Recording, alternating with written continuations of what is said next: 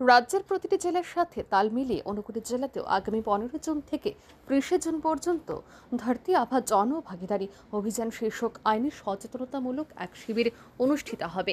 এই নিয়ে শুক্রবার এক সাংবাদিক সম্মেলনে মিলিত হন ঊনকোটি জেলার জেলাশাসক ডক্টর তমাল মজুমদার।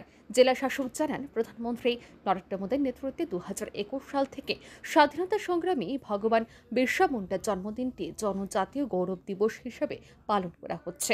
বিরসা মুন্ডার 150তম জন্মদিন উপলক্ষে 2024 সালের 15 নভেম্বর থেকে 2025 সালের 15 নভেম্বর পর্যন্ত বর্ষব্যাপী নানান কর্মসূচি ঘোষণা করা হয়েছে।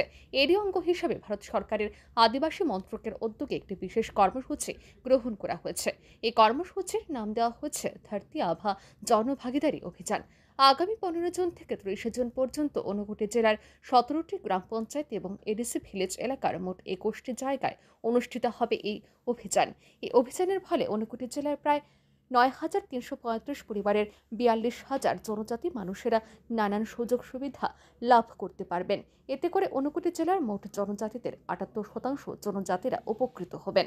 এই অভিযানের মাধ্যমে সংশ্লিষ্ট জেলার জনজাতি অংশের মানুষদের প্রশাসনের পক্ষ থেকে Aadhaar card, ration card, PRTC, caste certificate, income certificate সহ বিনামূল্যে বাড়িতে পানীয় জল, বিদ্যুৎ পরিষেবা প্রদান করা হবে।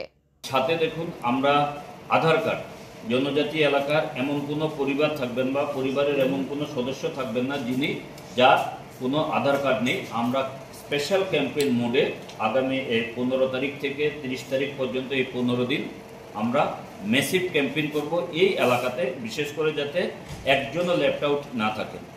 সাথে আছে আমাদের যে আপনারা জানেন যে পিএম আয়ুষ্মান ভারত কার্ড আর সিএম আয়ুষ্মান ভারত কার্ড, এই দুটো কার্ড যাদের নাই, যারা 5 লক্ষ টাকার বেনিফিট পেতে পারেন পুরো একটা ফ্যামিলির, ওই ধরনের ফ্যামিলিকেও আমরা আইডেন্টিফাই করব। যদি কোনো ফ্যামিলি এটা লেফট আউট থাকেন বা এখন অবধি এনরোল না করে থাকেন বা তাদের পরিবারের কোনো সদস্য যারা এখানে আছেন, আমরা সবাইকে বাড়ি বাড়ি গিয়ে দেখব, মেসিভ ক্যাম্পেইন করব।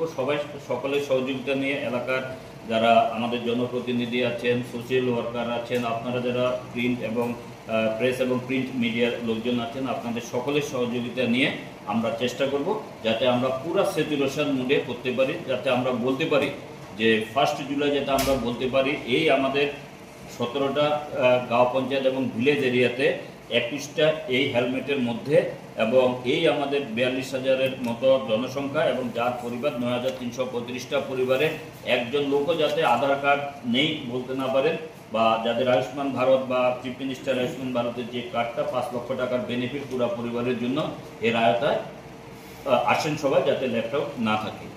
সাথে সাথে শুধু এটা নয়, এর সাথে আরও উন্নয়নের জন্য যেমন রাস্তাঘাট, PMGSY road, anganwadi centre, ST hostel এবং স্কুল বিল্ডিং, এই সবগুলোর আমরা হাতে নিয়েছি যাতে এলাকার সার্বিক উন্নয়নের জন্য আমরা এই আমাদের ভারতবর্ষের যে উপজাতি কল্যাণ দপ্তর আছেন ওনাদের সহযোগিতা এবং আমাদের ত্রিপুরার ট্রাইবাল ওয়েলফেয়ার ডিপার্টমেন্টের সহযোগিতায় আমরা ডিস্ট্রিক্ট বিভিন্ন আমাদের যে লাইন ডিপার্টমেন্ট আছে, এগ্রিকালচার আছেন, হর্টিকালচার আছেন, ফিশারি আছেন, এআরডিডি আছেন, ফরেস্ট আছেন, আমাদের ব্লক আছেন, সবাইকে নিয়ে যাতে আমরা আমাদের এই বড় প্রোগ্রামটাকে আমরা সাকসেস করতে পারি।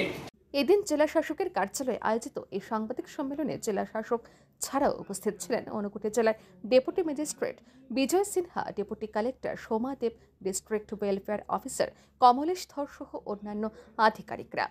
ব্যুরো রিপোর্ট, আর নিউজ।